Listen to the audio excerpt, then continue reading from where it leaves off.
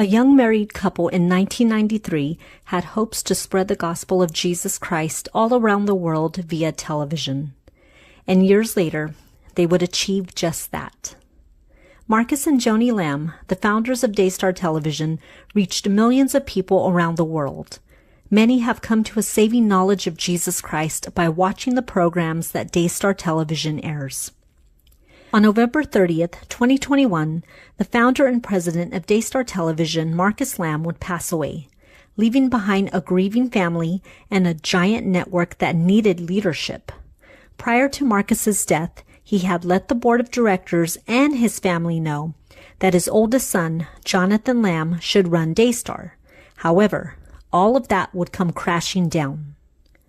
Jonathan and Susie Lamb announced that their daughter, we will call her Baby Lamb, was essayed by a family member.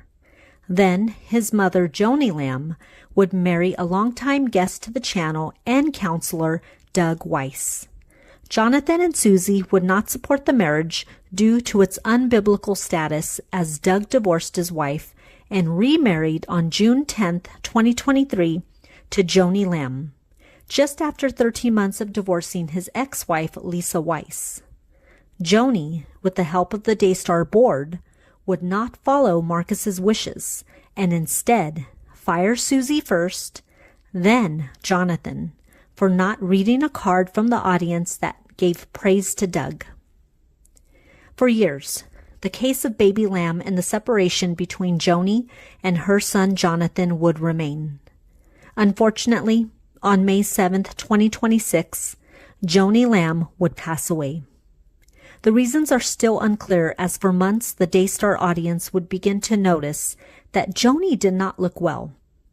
Daystar did not ask for prayers until a broadcast just a few weeks before her death.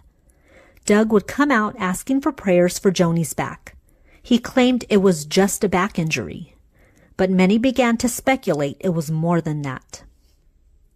It is reported by Jonathan and Susie that no one called to alert them about just how serious Joni's health condition was, and they were not told she was in her final days. They would be told about her death via one of the staff members of Daystar. And according to close sources of Jonathan and Susie, Jonathan was not allowed to speak at his mother's funeral, despite the fact that he volunteered to speak. They claimed that the pamphlets and all of the printing for the press were already made. No reconciliation, no final words, no goodbye.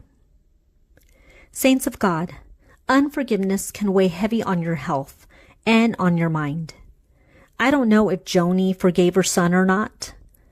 We can only pray that she did.